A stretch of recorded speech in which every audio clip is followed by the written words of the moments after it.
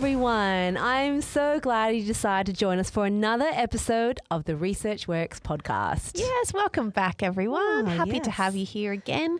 Today we're talking with Georgia McKenzie, who is a PhD student at La Trobe University in Melbourne, Victoria. Welcome, Georgia. Welcome. Thank you. Thanks for having me. Thanks for joining us today. I think we're really excited to talk to you about this work. Yes. It connects a lot of favourites for us. It's qualitative. It involves physical activity. So it's right in our wheelhouse. Tick, tick, tick. Yep. And the article that we're discussing for all of our listeners is called Finding What Works for Me, a qualitative study of factors influencing community gym participation in young adults with cerebral palsy. And this was published in Disability and Rehabilitation in June 2022. Yeah, well done. Well done. Yeah. So let's tell you a bit more about Georgia. Georgia McKenzie is a physiotherapist at the St Vincent's Hospital Young Adult Complex Disability Service, working with young adults with cerebral palsy to make the transition from paediatric to the adult world. She's a current PhD candidate with La Trobe University and CP Achieve, investigating the factors influencing gym participation for adults with cerebral palsy and how to best support participation in the gym. She has a special interest in working with young adults to engage in physical activity within their local communities. Love this. Again, you can see why we love all this. Yeah, I think that transition space is great. such an important one. And so, this is really valuable work, Georgia. Thank you. I'm obviously quite interested in it. Yeah. Well, I think it's one of those things that, when we listen to the content that's about to come, I just know there's going to be a lot of things we can think about. It's relevant for so many people. Kids do grow up to become adults. We want healthy lifestyles, and what they say matters. And I think that's why this paper, really caught our interest and why we wanted to have a chat with you about it today. For sure. All right, so that's the formal getting to know you bit. The informal getting to know you bit is our little icebreaker question, the humble icebreaker. Oh, I love it. So today it's a bit of a gym theme. I see where this is going. Yeah, so I would love to know, Dana and Georgia, what is your favourite gym class or exercise? You go first, Georgia. Guess first. Okay, all right. It's interesting because I, prior to this research, have not been a gym person myself. Okay. But I have found that I really love strength training. So I like to go in, do the strength exercises, and mostly avoid the bike and the treadmill. So I'll say strength exercise. Yeah. You get bang for your buck with that. And I think increasingly more people understand that, don't they? I mean, there's been this whole rise of it on Instagram, I think, as you see, and people are doing more strength stuff. Look, I'm not really, I did go to the gym a lot when I was younger, and I just hit this point where I was like, I just don't like this environment for me. I just didn't like the gym setting. I just like being outdoors for me. Yeah. So I run a lot. And it fluctuates how obsessed I feel with running from any point in time. And at the moment, I'm doing, as everyone's going to be sick of me saying this, I love my zone 2 training at the moment because I'm trying to get back into running again. So I'm just watching my heart rate so that I can actually enjoy my run and actually improve my fitness. So I'm really loving that. But if I had to choose a particular exercise for just getting bang for your buck, I would have to say the humble burpee, because you can do a minute's worth of it. And you can tick all your boxes. Like your heart rate's elevated, you've got everything, the blood's pumping, your brain's activated, and you can get going into stuff. And I feel like, if you feel like you need to just get your heart rate up, that does it. First 2 burpees, you're like, I got this. 3, 4, 5, I don't got this. I can't get up off the floor. Burpees. Well, just to get it's not a lovely exercise, but you just ticks the boxes quickly. I appreciate that. It's taking me back to my hockey preseason days. So there's some underlying trauma there that I'm just working through, as you mentioned burpees. I know, they seem more as punishment, aren't they? 100%. 100%. For me, I love a good deadlift. Yeah. Love a good deadlift. I don't know, there's something really satisfying about it. It's true, because it's easy. Like the technique, it's hard to get the technique right, but it's quite a straightforward movement.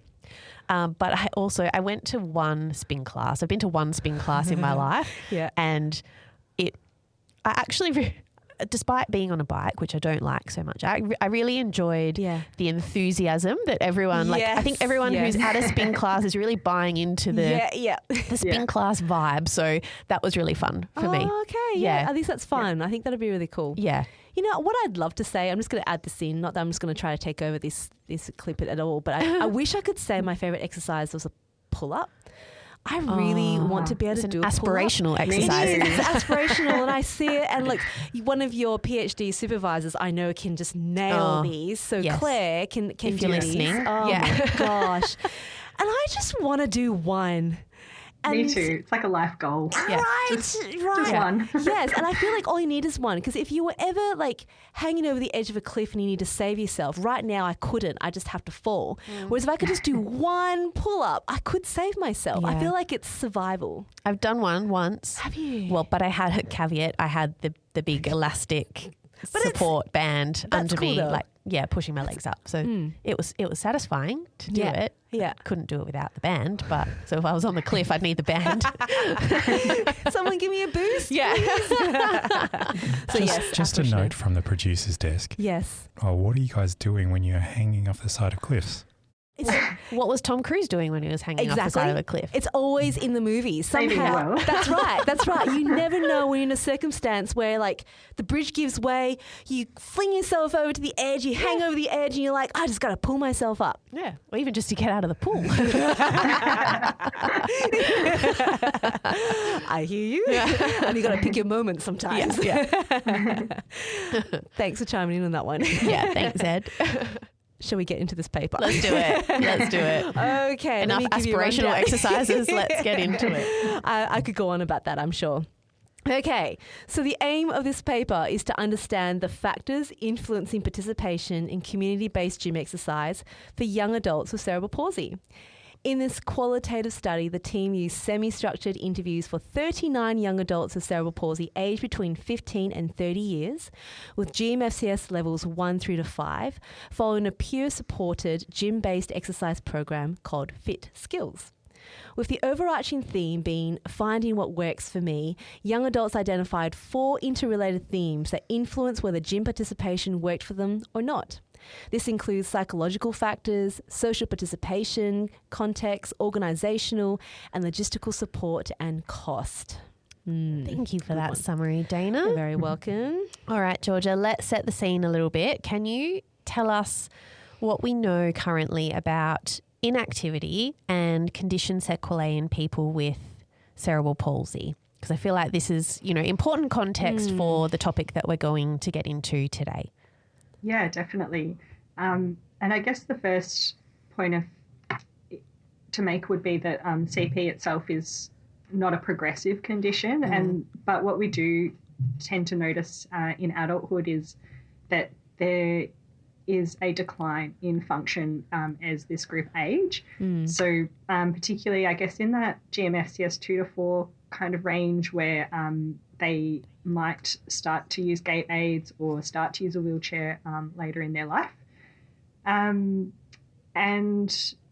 that, I guess, can be related to, a few different things. There's changes to their muscles and bones as they age, so they start to see some of the impacts of their spasticity, weakness and postural deformity. And then there's this whole early aging process that we see as well. So Mark Peterson in the US has done a lot of work on that, but we see earlier onset of conditions like heart disease, diabetes, osteoporosis, and at the same time, they are much less active than peers that don't have a disability. So we know how much influence physical activity can have on those cardiometabolic conditions and things like building strength and cardiovascular fitness. So I guess that they're all quite interrelated, and that's where I guess we see the potential for physical activity to have a really good impact on the function and the health and well-being of that group. Yeah. And just on that well-being point, I think, a lot of what we know is focused around the physical benefits of physical activity, but we, I think we're starting to appreciate more some of the other benefits to being physically active beyond just those physical ones. Can we talk a bit about, I suppose, the social or more well-being elements? Yeah, for sure.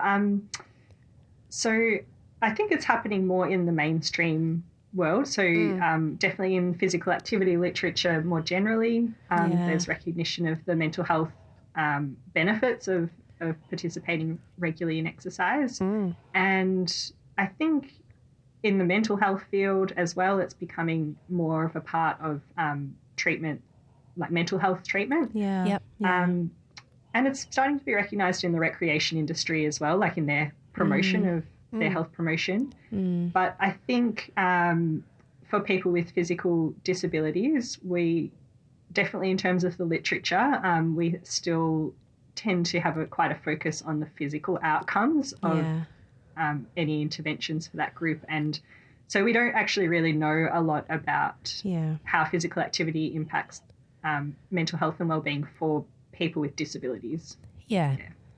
I guess it's always a thing of how you measure it, right? I feel like in the other spaces, we've got more recognition because we've got more tools that we can measure this with now. And I think it's quite hard to measure that in different sort of clinical populations. But these are all things that we can relate to ourselves. How many times, I often have like a sore neck. Probably it's because I sit in front of the computer and a really bad posture and I should know better. But, what's the best remedy for that often is I make sure I exercise and I go for a walk. I don't cause harm to it. But you do know how you feel after that. And you're like, oh, yeah, it's gone. Like my headache's gone. And there are things that we know that happen physiologically that are relevant to all human bodies, right? It's really good that you've talked about all the aspects of physical activity, which we've spoken about many times now, haven't we? Yeah. So we know that, we often talk about children and then we talk about adults with cerebral palsy, but yours is really unique in that we're talking about that transition phase. What are some of the things we really need to consider during this transition phase? Good question. I think transition to adulthood is, again, it's really important for all of us. So, we're really in that phase of life. We're really developing our independence, our starting to make decisions about what we want to participate in and how we want to participate. And there's that really strong kind of social connection, like building your social networks and really developing your sense of self. And that, I think, is the same when we're talking about people with cerebral palsy. But there is an increased sort of prevalence of mental health conditions like depression as they go through adolescence and into adulthood. And we do know that they tend to have smaller social networks into adulthood. So I guess in Australia we have a lot of supports and services that are available when you're a child, and then they really decrease once you turn 18. So I guess being able to support someone during that transition, mid-teens into your early 20s really means that you're helping to set that person up for life in our Australian setting where there isn't as much support available. There's often those real hard cutoffs, or there traditionally was that, and I suppose there is still remnants of that in our community, even though funding structures are more more lifelong. But even you think about hospitals, pediatric to adults, I know it's a source of anxiety for parents and the children going, what happens after this? Finishing school, all that support. And they kind of all coincide, don't they? It's all of those structured opportunities for connection and interaction tend to drop off at the same time. And suddenly all these things happen that we know that happen in cerebral palsy in terms of that speedier aging process. So you feel like you're not as fit, you don't feel as strong, and so all that happens in that time. It's a big period to really consider. So for young adults with CP who are trying to be physically active, what does that look like in out in the big wide world? Because and I know it's a very heterogeneous condition that we're talking about, and this is at a very general level, but I suppose there's things that able-bodied people might not think about or consider when you're talking about, you know, the act of being physically active and all the things that they would need to think about when trying to do that. Yeah. So can we talk about what some of those things might be? Yeah, for sure. I think that opportunities is really lacking for adults with particularly physical disabilities. So there isn't a lot of structured activities or physical activities that are available once you become an adult. Yeah. And I mean, prior to this paper, I did do a systematic review looking at community-based physical activity for people with physical disabilities, and it was really environmental factors that were played the biggest influence on their ability to be active in their community. Yeah. So particularly physical environment, which I think is kind of intuitive when you're thinking about physical disability, that you need to have access to places, to equipment, things that are adaptable and things that, you know, simple as change rooms that you can use. But the other big one was the social environment. And so that was really looking at like the attitudes and the behaviours of the people that were in that exercise setting. So whether it be sport or the gym, you know, it's the staff, the coaches, the other patrons and your teammates and their attitudes and behaviours that can really play such a important role. Yeah, absolutely. Oh, I mean, I think that holds true for everyone, doesn't it? But it would be especially the case, you know, when, for these young people that we're talking about who have those additional barriers to physical activity and to it being accessible to them. Right, yeah. I mean, I remember the first time I went into a gym and you see this piece of equipment, you're like, I don't know what to do with it. Yeah. And, you know, then you see really competent people who seem to know what they're doing and you feel out of place and, you know, what's the etiquette? What are the rules around how this works? It's all very new, and that's something that you experience as you become an adult, right? It's that whole transition again because you start to do more on your own. Yeah. It's a really interesting thing to consider. And I guess maybe now really specifically about FitSkills, which is what you've based your qualitative study on. Can you tell us a little bit about what that program actually is? Yeah, so FitSkills is an exercise program that's based in the gym. It was developed here in Melbourne by one of my supervisors, so that's Professor Nora. And I guess it's a 12-week, twice-a-week gym program, and it is run in a local community gym. Wonderful. And it's an evidence-based program, so all of the exercise prescription is done by a physio or an EP and based on, you know, the strength recommendation, like a strength training program. So I guess what's really unique about it, though, is that it's got a real peer support element to it. So every young person who does the program gets matched up with a student mentor. So because it was run through La Trobe Uni, they recruited through the health sciences field. So it could be a physio student or an OT student, speech, podiatry, nursing. It really didn't have to be someone who had exercise experience or exercise knowledge, but just someone who would provide peer support for that 12 weeks while they went to the gym and exercised together. Wow. Yeah. Okay. Yeah. Gosh. And how many people participated in that? It sounds pretty intensive. Yeah. In terms of the breadth of the study. Yeah. It's been running for about 10 years though, and so there's been smaller studies leading up, but this one that this paper related to was a big feasibility trial. So there was 123 young people who were aged 13 to 30 with a disability that went through the program in gyms like all across Melbourne. So it was a pretty big trial. Yeah. That's incredible. Yeah. Well, that's really important context. So talk to us then about the participants in this paper, this qualitative paper. How did you collect this data, and tell us a little bit, I suppose, broadly about the participants that you had in your study?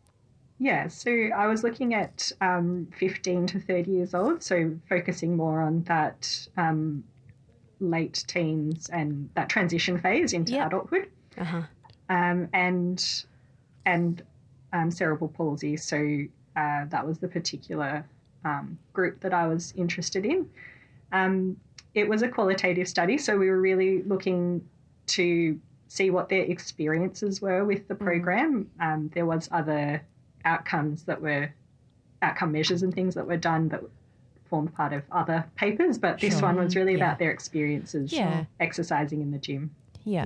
And that's really important context to draw meaning out of some of those other I suppose more quantitative outcome measures, isn't it? Like we always talk about this kind of the complementary nature of quantitative and qualitative data, and that qualitative component is really rich, I think, and adds a lot to our understanding about how we might try and implement these types of studies more broadly, or, you know, scale them up, what's working, what's not, what do people take away from that as participants in these studies.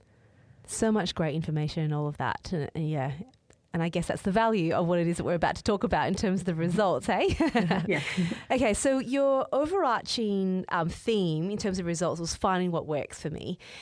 So I noticed that you sort of had these 4 main themes out of that. So let's go through them like one by one. And I know that they're all kind of related, really. I think they all kind of really feed into each other, which is the beauty of qualitative research as well, is that you can find these themes and bring them all down. It's like magic, actually. I mean, there's a lot of work behind it, but you know how you can come up with it. It's amazing.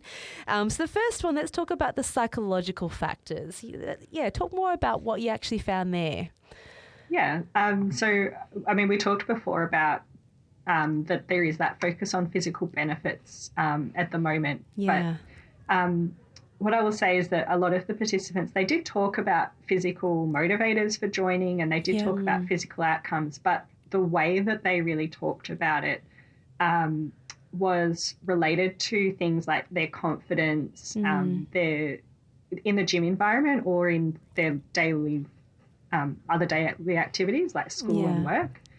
And their sense of self when they were participating in other life activities. So that was really how they talked about even the physical outcomes. It really related to their sort of psychosocial well-being at the end of the program. Whereas before the program, similarly, they talked about a lack of confidence in the gym, or in that, like you mentioned before, Dana, like knowing what to do, the etiquette, how to fit in. That was all very strong in their worries before the program. And it was just a really interesting finding from the paper for me that I think, being a physio, I probably did come into it thinking that they were going to talk all about how strong their legs were and how much fitter they were. But they really did focus a lot on the psychological factors that influence whether or not they, felt comfortable in the gym, or to get started in the gym, and then how that changed over the 12 weeks that they worked out. And that highlights probably an important point that we didn't cover when we talked about your participants and how you came to speak with them in the context of this study. So were you talking with them and interviewing them at the conclusion of the program? So asking them to reflect on their time in FitSkills? So they were all interviewed within about, I think about 2 to 8 weeks of the program finishing. So it was still fairly fresh in their minds, but they had some time to reflect on on their experience. And I guess that just shows again the power of that reflection as well. There is, it's a 12-week program, and you can't do physical fitness stuff fast anyway, because we talk about just purely muscles, rest and recovery. We've spoken about that. We all need to make sure that our muscles can rest and recover, but you also need time to work through some of those factors. You got to think about reflecting on your last session, and maybe imagine what it'd be like to go to your next session, and where your gym equipment might be, and just that sort of mental mapping of what that next session might look like. You've got to give yourself time, so it's not something that you want to hopefully give up too early, because things will change over that time, and that's reassuring for people to know that as well. But it's good to actually have some data that actually shows that change that can happen over time. Yeah. And I think the 12 weeks worked really well for them in that sense because it was long enough to try, to commit to trying something new, but not too long that if it wasn't working for them, that they didn't have to commit to it forever. So I think the 12 weeks was a good familiarization time. Yeah. Georgia, the second theme that you spoke about was the social context of participation. And let's kind of unpack that a little bit more, because I think one of the things that came out was that, FitSkills is obviously filling a bit of a service gap for these young people. What were some of the other, I suppose, social benefits of being involved in the program? Yeah, so it definitely filled a service gap in terms of being an opportunity for us, particularly the adults. Yeah. But it also filled a gap in terms of, social connection and peer support. So one of the big draw cards of FitSkills for many of the participants was that they would have someone around their own age as their peer mentor in the gym. Yeah. And having that peer mentor, so that's really what FitSkills did, was change the context of that social context in the gym. Yeah. So they had, instead of going by themselves and trying to work it out, they had someone with them.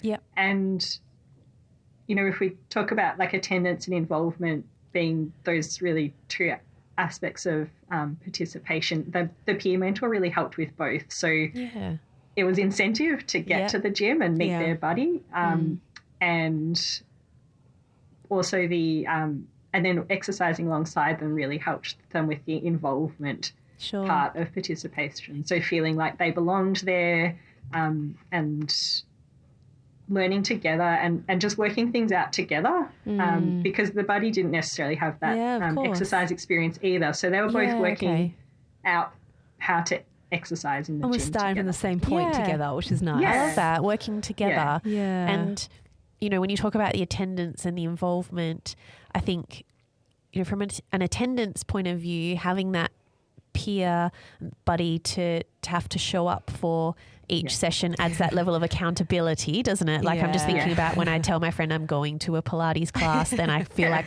I can't really make an excuse then. I have to go. Exactly. Yeah. So true. But I love that, they're then working together on how to be involved in that session once they're there together and working that out as a team. I find that really, really positive. Yeah, But and they all had different sort of relationships with their peers, but I guess that was what came out that was common across all of them, and just made exercise a little bit more fun for them all. Yeah. And I'm interested as well because I know, whenever you talk about relationships and these kind of peer support networks, we assume that they're, largely positive, but did you hear about any instances where perhaps that relationship or that support system wasn't so positive? Yeah, of course. I mean, at the end of the day, it's all people and, putting people together. So it all depends on the personalities and the attitudes of each party. So overall they were positive, but there was a few cases where people had more negative experiences. I guess one part usually related to scheduling. So sometimes it was hard to get the relationship sort of clicking with the mentor because they might have different schedules they were trying to work around, and it was harder to get to the gym at the same time. Yeah. And then, of course, there's a couple of participants whose mentors they didn't consider that they were really attentive enough or maybe there for the right reasons, and that kind of negatively impacted on their involvement in the program, because they still did the program and they still saw benefits from doing the exercise, but the peer relationship didn't work as well for them. Yeah. And it's fair to acknowledge that. And I imagine there'd be a difference between whether someone's functioning within GMFCS level 1 versus 3 or 4 and what that peer support mentor might have had previous experience with, because they may not have had that before, or, you know, those sort of interactions, they're new learning curves too, but that is also the reality of doing more within the community. Did you see anything based on that at all, on the different levels?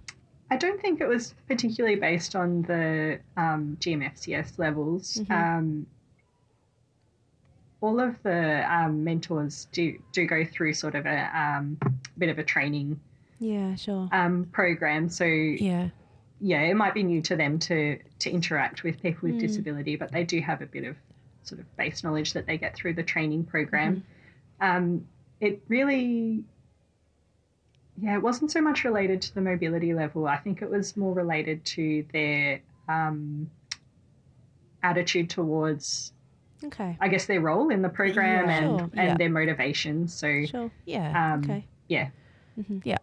And that, I mean, I think that's a relatively universal experience, isn't it? There's, you know, largely positives, and there's a few times that, you know, that those relationships are challenging, but I suppose there's always an opportunity to learn something from that, and, you know, lessons that you can take forward in future opportunities to work with people or learn from people. So So the next theme was around, which is kind of a little bit related to what we were talking about before, but organisational and logistical support, which I imagine would be something that it needs a lot of consideration. So tell us a little bit more about what some of those factors were with regards to organisational and logistics. Yeah. So I think this is probably not new to like, it's always a barrier to physical activity participation for people with disability, and our participants really recognise that as well. So I mentioned before it was filling a gap, and so one of the gaps that it filled for parents was that it was a really structured and coordinated program, and so FitSkills itself did relieve some of the logistical and organisational burdens, in that they didn't have to find a physio to do their program, or they didn't have to find a peer mentor or find a gym even. That all of that was organised by FitSkills, but of course they still had to be able to get to the program. They had to coordinate the schedule with the peer mentor, so they did that between themselves. And so, I suppose it's just always something that is going to be front of mind when we're thinking about physical activity for this group. And I suppose one of the other things, particularly when we're talking about the gym setting and programs that operate within, you know, that more formal structured gym environment, is cost. Can we talk a little bit about that? So I guess that was the sort of final big theme that came out, because FitSkills running as a research program was free for the participants.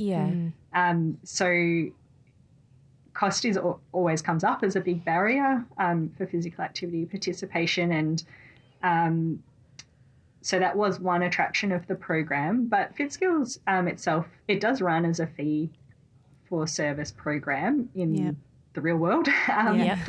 And so I guess it was a facilitator for a lot of the families that wanted to try it as an opportunity, because gym membership costs and casual entry are often seen as quite expensive. And for our participants, they didn't feel like paying. So this is after they've finished the FitSkills program. They didn't feel like paying for a gym membership was really value for money for them. If they're only going once or twice a week, that wasn't worth it.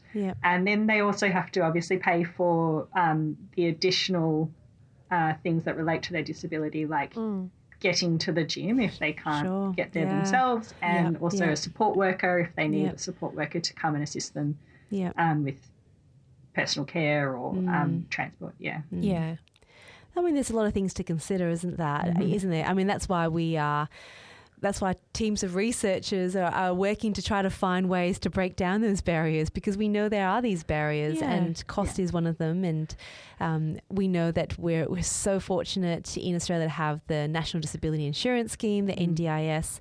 And whilst you can access that funding, you need to plan to have that funding, and you need to think ahead of time for it. So there are things that need to be considered, and the role that therapists and families can play in helping to create those plans is really significant, but again, requires that organisation and logistics to be able to overcome those barriers, right? Yeah, they don't just happen, unfortunately. No. Yeah, they're very closely related, because yes, you can get the funding for the transport and the support worker, but then it's often up to the family to try and coordinate all of those things again to get to the gym, which then isn't covered cost-wise. So that's right. And hopefully, if you can get there, we know we can have these benefits, right? So that we've spoken about. So we do want to try to find ways to get there. So I guess just to bring it all together, then, you know, what will be your top tips for different groups of people that are involved in the participant's life? Like, what would you say from what you found in all of this? What would you recommend? I think, well, like you just mentioned, for clinicians, I think if we can try and keep some of these factors in mind when we're trying to plan physical activity for our clients. So, partnerships are really important, I think. And if you can have like a good partnership with the support coordinators and partnerships with leisure and recreation organisations, and then obviously the family that you're working with, I think that's probably one of the things that can help to identify and then overcome some of the barriers. Yeah. And I guess it's just noting that there's value for money. So that at the end of the day is what we need to be able to demonstrate. And if we can show that we can keep someone more active and part of their community, and be able to do what they want to be able to do, and daily health and well-being, they're all just key factors when you think about the main outcomes you want to get. So we just need to be able to highlight why it's important, why it's necessary. Yeah, and in the paper, Georgia, you mentioned that we might need to reconsider how we actually prompt people to be physically active. What does that mean? Can you talk to us a little bit more about that? So I guess going back to what we discussed at the beginning about the focus on physical benefits, it really did come out quite strongly from the participants that there was all these other things going on in terms of confidence and sense of self, and the ability to try something and develop their own preferences. So I think when we're talking about physical activity to these families and to these clients, and also when we're justifying things in terms of what supports that they need and what funding that they require, if we can really try and keep some of those additional mental health and social benefits at the forefront, then that was really important to the participants in their study. So I just I think there's a lot of opportunity for us to probably expand our health promotion for this group. Hard agree. I reckon, I love it. Because you can talk about, they increase their manual muscle testing score, their handheld dynamometry by this, but what does it mean for that person? And at the end of the day, that's what the NDIS is for. It's about the participant being able to reach their goals and aspirations. It's all about that. So and what's going to keep them coming back? Is it a change in X, variable that's related to their motor function, or is it the psychological benefits that they get from being physically active? It's probably a combination, but on a day-to-day basis, it's probably how it's making them feel. And long-term, just the health economics of it, right? So just, you don't need a physio for every single time you go to the gym. I mean, we'd love to go all the time, but the reality is you don't need us all the time. You can have it set up and get the right supports in place. And I think that's powerful and really, really important moving forward. And then you're giving someone opportunities to develop their social networks and their their place within their own local community. That is, so we don't get in the way, because we get in the way. We just don't get in the way. Yeah. So Georgia, where to from here? What are the next steps for you in this work?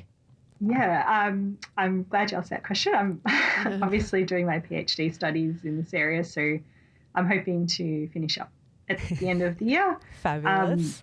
But I'm also an investigator on a Vic Health grant, so a statewide program here in Victoria where we're working with in partnership with gyms to look at the social support and the cost factors. So we're really hoping to shed a bit more light on how people with disability are currently supported in the gym, and also how some of those cost barriers can be addressed. Wonderful.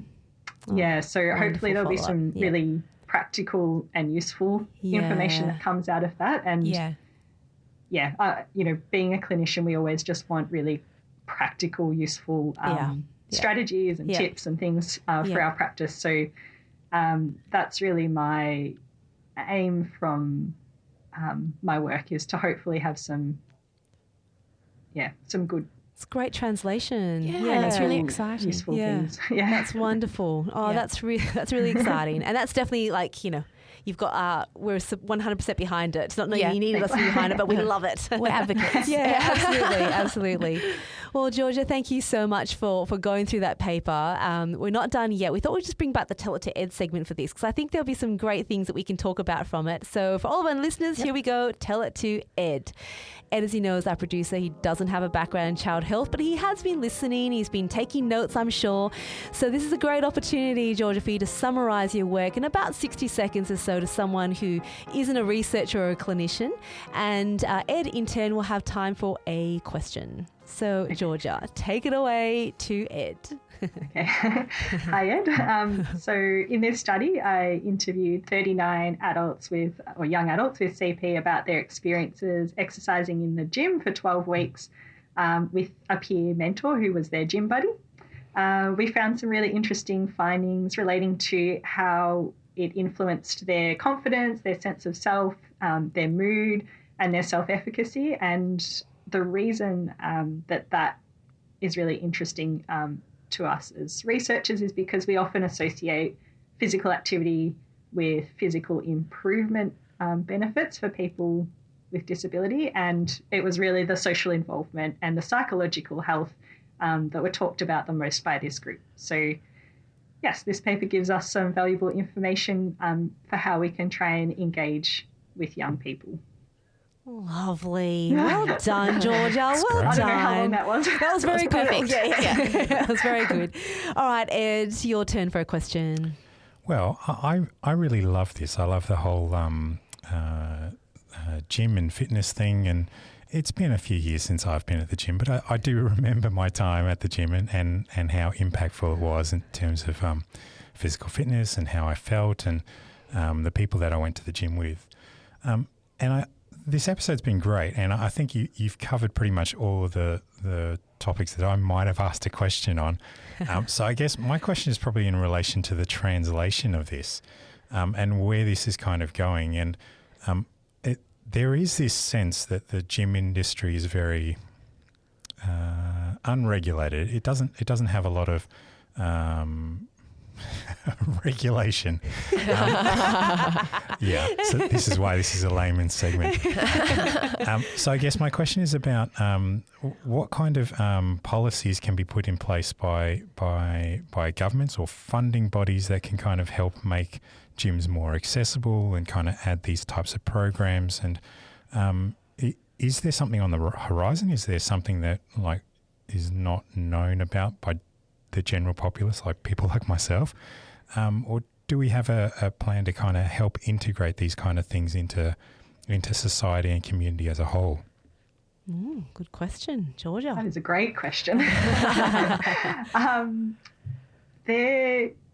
I guess we do actually know that exercise is safe for most people with disability. I mean, similar to the rest of us, if you've got specific conditions or that you might need medical clearance for. But for the most part, it is safe. And so I think there's, like you said, there's not any particular regulation in terms of like disability training or auditing gyms, anything like that, if they're already offering programs. I think that I'm not sure what my thoughts are on having things like audits, but I do think that having really strong partnerships is probably the way to go. So developing programs that are, you know, in partnership, for instance, with a university or a disability organisation, clinicians, you know, like if we're all involved in the development of a program and then can evaluate the sort of impact of it, then I think that's probably the best way to make sure that it's, I guess, the best design, most appropriate thing for whichever group you're trying to involve in the gym. Does that sort of answer the question? Yeah, I think so. I think I just kind of had in mind about where this kind of breeds greater community and better understandings for people, because obviously gyms can be very busy places, and people with disabilities or other conditions, it's not always easy to navigate through a gym. That's been my experience anyway. So I guess those are my thoughts on it. Yeah, almost like not an accreditation, but a process that a gym could go through to say, look, we're accessible, we're welcoming, we want, you know, we want you to come and use our space and feel comfortable doing that kind of thing. Like, how can they say they're accessible, right? Because it's accessible just like one piece of equipment they can use. Great, I'll have great triceps. You know, is there anything else that you can say that I'm accessible? So there's at least an X amount of equipment that's accessible. And then your bathrooms are actually accessible, not just like slightly bigger but no table. You know, like there's things that you could probably say to promote yourself as being accessible, which I think people increasingly want to be able to say that. And that's the great thing about our community. But great question. Yeah, thanks, Ed. Very thought-provoking. Yeah, nice one. Well, Georgia, thank you so much for being on the show today. It's so lovely to be able to talk to fellow clinicians and researchers who are passionate about areas like we similarly are, and to be able to see the work that's been done. So thank you and congratulations on getting your way through the PhD. Nearly done. Yeah. Nearly there. All the best with submission. How exciting. Right. Yeah, so exciting. Thank you. So to all of our listeners, remember you can head to our website, researchworks.net, where you can get access to the show notes and the link to the paper as well. So, and also, of course, a CPD form there that you can fill out if you want to keep this as part of a record of your PD requirements. But for now, we say thank you very much once again, Georgia. Thank you. No worries. And thank you so much for having me. Oh, thanks for coming on. Pleasure. Yeah. And to everyone else, we'll talk to you all again next time. Bye. Bye.